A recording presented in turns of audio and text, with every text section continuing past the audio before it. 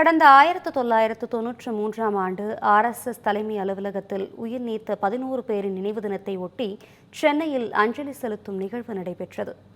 சென்னை சேத்பட்டில் உள்ள ஆர்எஸ்எஸ் அலுவலகம் கடந்த 1993ஆம் ஆண்டு பயங்கரவாத அமைப்புகளால் குண்டு வைத்து தகர்க்கப்பட்டது. இதில் 11 பேர் பரிதாபமாக உயிரிழந்த நிலையில் ஆண்டுதோறும் நினைவஞ்சலி செலுத்தப்பட்டு வருகிறது. அந்த வகையில் ஆர்எஸ்எஸ் அலுவலகத்தில் 32ஆம் ஆண்டு நினைவேந்தல் நடைபெற்றது.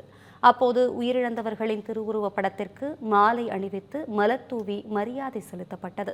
இதில் அகில பாரத இணை பொதுச் செயலாளர் கிருஷ்ணகோபால், அகில பாரத குடும்ப பிரபோதன் பிரமுக் ரவீந்திர ஜோஷி, தென் பாரத ஊடக பொறுப்பாளர் ஸ்ரீ ராம்ஜி உள்ளிட்டோர் கலந்து கொண்டு மரியாதை செலுத்தினர். பின்னர் தமிழ்ஜனம் தொலைக்காட்சிக்கு பேட்டி அளித்த தென் பாரத ஊடக பொறுப்பாளர் ஸ்ரீ ராம்ஜி, மக்களின் நலனுக்காக என்றும் ஆர்எஸ்எஸ் இருக்கும் என தெரிவித்தார். இஸ்லாமிய பயங்கரவாதத்தின் கொடுமை அன்று உணரப்பட்டது. அதிலிருந்து மீண்டு எழுவதற்காக சங்கம் தனது முயற்சியிலேயே இந்த அலுவலகத்தை மீண்டும் நிர்மாணித்தது.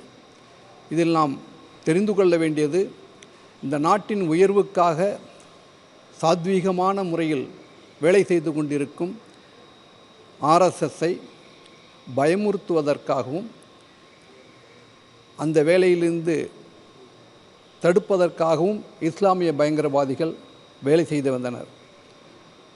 இதில் சம்பந்தப்பட்ட 33 ஆண்டுகள் கழித்து கூட இதில் சம்பந்தப்பட்ட 2 முக்கியமான குற்றவாளிகளை சிபிஐ கைது செய்திருப்பது, அவர்களுக்கு தண்டனை அளிப்பது மிக முக்கியமானது. இதற்கு சிபிஐ அதிகாரிகளுக்கு மிக்க நன்றி.